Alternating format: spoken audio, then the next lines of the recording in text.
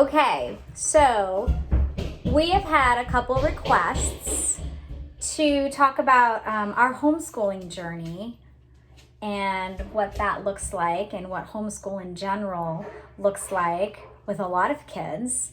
When we started out homeschooling, we didn't have a lot of kids, but it's grown. Well, we had one. Mostly when you start out homeschooling, you probably just have one if you start from the beginning. But if you don't and you're just jumping into it, you might have a lot.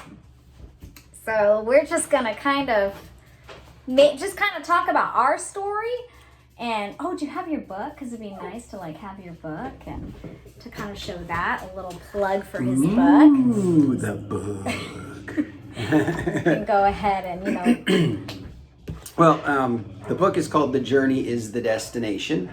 And it's some practical encouragement for homeschool families. More talking about, the idea behind homeschooling. When we started, we had one kid, and he definitely didn't fit the mold. we had one school-aged. Yeah. Because Tori was a baby when we decided. So Devin was in preschool. Yeah, and she was a baby. They told us that he was emotionally immature, so they wanted to put him in pre-kindergarten instead of kindergarten. But he was already reading at a first grade reading level. So he was either going to get in trouble because he's emotionally immature, or he's going to get in trouble because he's academically bored. And so we decided we would home educate him for kindergarten and see what happens. Right. And this is our new addition. So We're we not have a homeschooling puppy that one. on top of she's a dropout. Puppy on top of it all. So yeah, we started that journey not knowing what to expect, not really having any kind of support, we just really kind of just jumped in. Why don't you go down? Stay away from the big dog. We just kind of jumped in going, well, if we fail, it's only kindergarten, right? They're 5. They're not gonna get lost. They're not gonna be behind. We're not gonna screw up our kids in 1 year. That was our only mentality of, okay, here we go. We don't know what we're gonna do. So all we knew was public school. Mm-hmm. We were public school graduates, product of the public school system. So we got all the stuff. We recreated a public school classroom in our living room. Dining room. And it was miserable. It was miserable. I was miserable. Devin was miserable. He was working a ton. He didn't have time to be miserable. It's miserable for different reasons. It's miserable for different reasons. It was not fun. And so towards the end of that year, he would have been almost 6, and our youngest would have been almost 3. And she was already starting to read.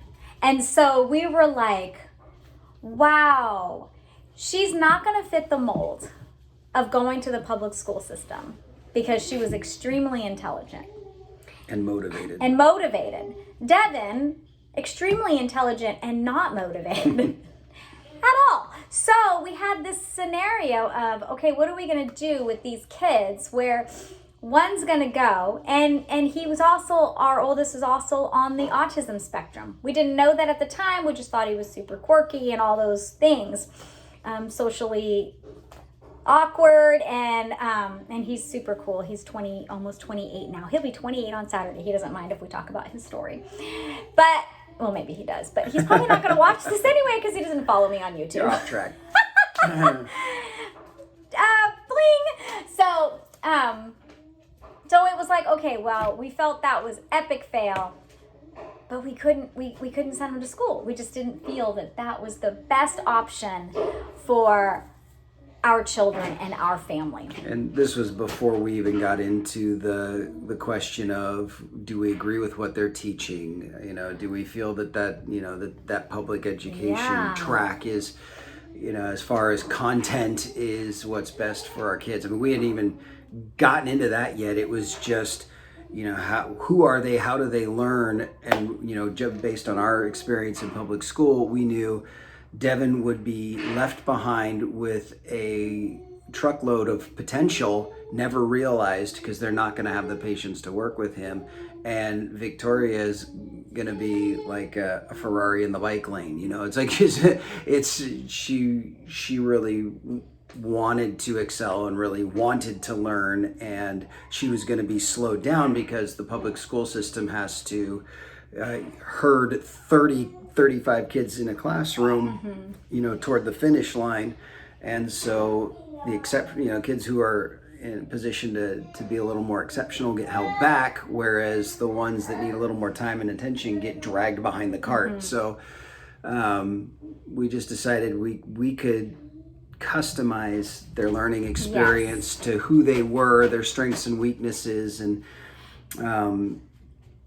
you know, it was we had to unlearn a lot of things. Right. And I think we took that. I think we took that next year, would have been his first grade year, and then our second would have been preschool, and we started just to really research. He was in seminary at the time, and one of his classes was learning styles. Yeah, so it was on learning styles, and so he's like, "Hey, why don't you read this?" And teaching styles. Oh yeah, learning styles and teaching styles. So it's not just your kiddo. Yeah. Can I take? Welcome to our world. This is our room. Mom, can I take these guys to take a bath? Do you want to go take a bath with those guys? No, I just want to play.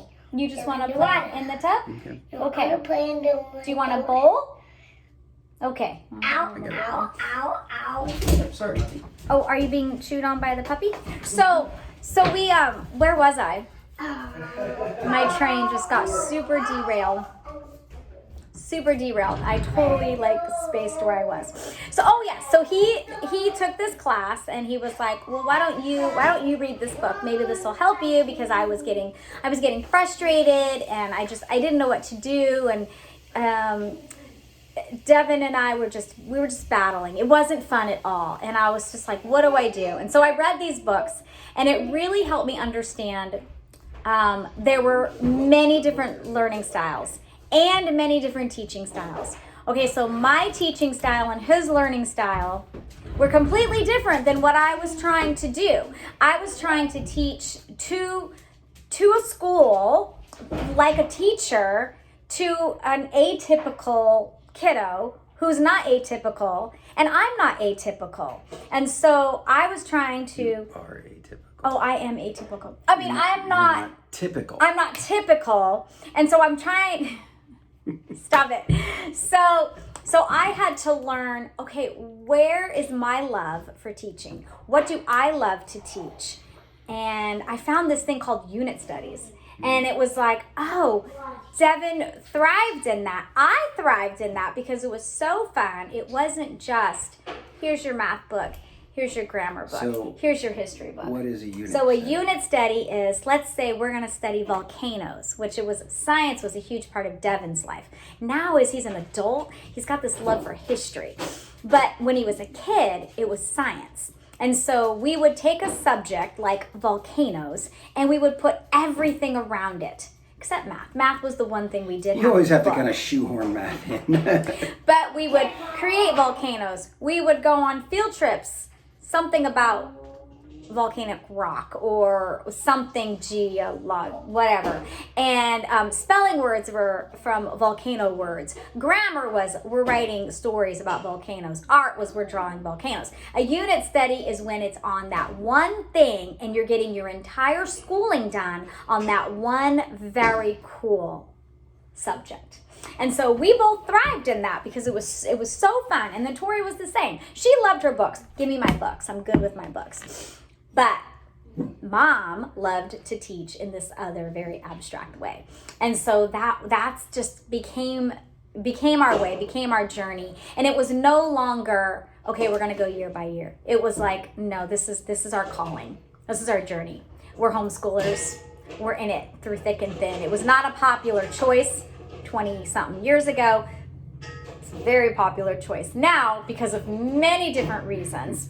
You know, our choice was, it just wasn't a good fit for our kids. And now there's so much stuff that's being taught in the schools that it's like, what happened to just math and grammar and history and science? And it's like, it's so much more that doesn't need to be taught in a school. You want to teach your kids about things outside of reading, writing, arithmetic. Good, go for it. But let the parent be the one that decides that, you know? And so then when our kids, at the time we'd only had two, we have two birth children, for those of you who know our story. They were starting to move into high school. And high school, we typically back then put them in the college, and that's how they got their high school education. Right around the time that Victoria was 16, we brought 3 new children into our home through adoption. And so we had a 5, 7, and 9-year-old that we got to start all over with and go through the homeschooling journey. And for foster and adopted kiddos, it was a great healing process for them because they didn't need to go to school with all their baggage. They could just unload it at home, and learn that way. And so it was an interesting story because when they came into our home through the foster system, they weren't in school. They were listed as homeschooled, which it wasn't good. It wasn't healthy. And that's what the county viewed as homeschooling. And so when we brought them into our home and they explained that to us, we said, well, we've homeschooled our kids. We've graduated 2 kids through homeschooling, and they were kind of like, eh. So we kind of got to show them a little bit of what we do, and just in interacting with the kids, they began to saw the benefit of that. And we were the first family. We were the first family in our county to be able to homeschool. Hyper liberal California that homeschooled their foster kids, and it really kind of opened the door for some of our other homeschool families to start getting involved in the foster system, because the county began to see the right way of doing it, the benefit of good and healthy homeschooling. Exactly. And they understood that if they had stuck these kids back into like a public school environment, they would have been teased and bullied because they're behind. They would have, it just would have been a lot of bad. And so a lot of the healing and the progress that they made, none of them were reading when they came, and months later maybe, the 2 older ones were reading, and the little one was starting to. And it was just and I still had focus in the nurture. And I still felt like part of me, okay, even though I had been through the other 2, for some reason my brain jumped back into books, and it was like, what happened? Why did I do that? Why am I forcing this on the kids when there needs to be something different? So we've got like what? 6th, 8th, and going into 11th now, those 3. And then we've got Fernando, who is 4 and definitely academically challenged. But we're at a very different place in life where it's like, I'm not going to push academics on him. I want him to be kind and loving and playful, and we'll see. Obviously, we try to teach him. But that happens every day. That happens. He's at the table playing with these toys. Okay, we read stories all day long. He's out in nature. He's climbing. He's learning through life. I mean, do you realize how much you learned through life? I don't think we realize. He's asking questions, and you get a chance to teach when you answer those questions. And one of the big problems in public school is they're forcing answers down these kids' throats that they're not asking the questions for, and it's just causing all kinds of confusion and hurt and that. But everything is a learning experience. Everything is a lesson. The world is your classroom, and that's really what the book is about. Is your life and your world is your classroom. So your children are going to learn from you whether you homeschool or not, whether you're intentional about it or not. So let's be intentional about it and give our kids some of the best life lessons that we can. And exactly, our old boy doesn't like the puppy. Like don't step on the dog. Are you okay? Is she biting you? Lessons like puppies have sharp teeth. Yeah, so, we learned that. Hey. We learned that on the daily. Mom, You can put the hood in, and then I can bring all my toys out, and the kids splash me with water. Do you want to be splashed with water? No. No? Just your toys? Mom? Okay, we're a little confused. Mom, you can read the whole down. Oh, we can leave the hose down. Okay, we'll do see one about moment. that. We'll see what we can do. I don't trust him with the hose. No, there we are. We are learning. So, Well, and that's actually another good side to this is homeschooling isn't just about you packing your kids with information. I mean, you learn and grow and mature as well. It's okay, you set it up. you know, we're coming out of a Christian church environment, Close the and we gate. have this weird thing we do called discipleship, which is really just teaching and training people up. And homeschooling really is just discipling your kids at home. It's just you have some more intentional focus with the academic side of it. But the truth of the matter is, if you can teach your kid how to read, how to write and communicate, and how to research and study, the world is open to them, especially in our day and age. And so, you know, if you're a parent and you're going, well, I don't think I could homeschool my kids because I don't have a teaching credential. There is first of all, if you could teach them how to read, how to write or communicate, and how to study, the world is open to them. It really is. Secondly, there's so much curriculum out there Oh my that goodness. will help. Oh, Almost doggy. teaches itself. You know, you don't need to have a teaching credential. No. You know, if you're teaching a classroom full of kids, it's really useful. But I But don't have a because working with your own I don't kids. have a hose. Oh, the hose is Explain. missing. Yeah. So anyway. Yeah, and then as for the cost of homeschooling, because that's a lot of people's very good, very, what's the word? Objection, because it's not cheap to just, if you choose to go certain curriculums, but the world is at your feet. The internet is like your fingertips. I mean, the internet gives so much fun. The library gives so much fun and so much information and so many books, just learning through reading. Going out on adventures, it doesn't have to be costly. You don't have to purchase this $1,000 curriculum. You know, you can do it so many different ways. It's like, two of our kids like to do this online learning now, and so we have them doing, it's called My Academy, and so they do it on there because that's what they enjoy doing. Fernando just wants to dig in the mud, and he's good. We're going to learn all kinds of things about the mud, and that's fine. My high schooler likes to learn through books, and that's fine. So they all have these different, which can be challenging because they all have very different learning styles, and catering to all their learning styles can be challenging. Which is why the public school system does it the way they do. You know, they can't customize to each of those kids. But you can as a parent, and that's another reason why unit studies are really, really cool. So I don't know what we're going to do. We're in the process of moving, and we're going to be moving to a whole new state, and maybe we're just going to go back to unit studies. Yeah. Who knows? You know, because it's okay. And you write your own transcripts. And if you can get on and you have HSLDA, which is kind of like your acting Homeschool lawyer. Legal Defense Association. Yeah, you can look that up online, and it's like, I don't know, $100 a year, and they give you so much information, and there's that protection for you because it's your homeschool legal defense, and so that's a really good resource right there, and there's so many resources. Don't underestimate and miss out on the homeschool community.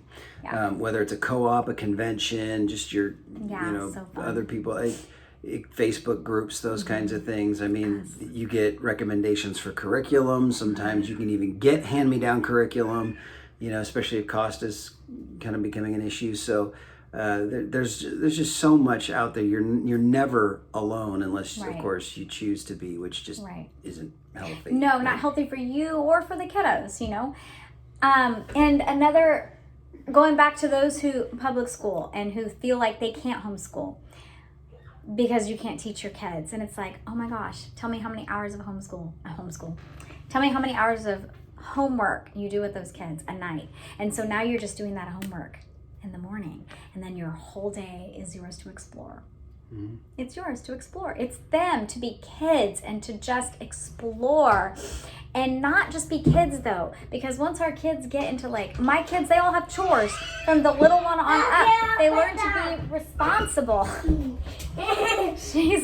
They learn to be responsible. we're trying really Throw hard it, not Nana, to throw raise it. kid adults. We're trying to raise adults. We want our kids to be adults at a good age, at a young age, and not, to be able to experience the things that they should be experiencing and not stuck in school forever, and I'll get those. okay, yeah, we'll do that. He's very excited about going not to in the the water. So you can post over in there? the comments Yeah. Okay. any give me a questions you have. minute. We can put our emails. I can put my email on here. You can send an email. Any questions you have, because this is definitely one of our passions in life. And if you're interested in my husband's book, Faith-Based, on the homeschool journey, that it's just very exciting and it gives you some support there. And anyway, there's a little bit of our story, but you can do it. Don't listen to the naysayers. And sometimes that naysayer is yourself. If you feel this is best for your kids, if your kids are asking, trust that. Jump in. The water is nice. You have a lot more freedom than you think you do. You can be a lot more effective than you think you can be. Questions of curriculum and credentialing and all of that aside, just you taking that time for your kids, even if it's not 8 hours to 6 hours a day, that's focused learning. That's That's a asking. lot. That's a big ask for a kid. Big ask. So, you can do it. Yeah. You can do So it. there's our little chat on homeschooling. So if you like this and other things, you can subscribe to my channel. My husband has a channel as well. We can put that in my link, or put the link in the description. Okay. And subscribe and like and share. And so have a fabulous day and enjoy the journey.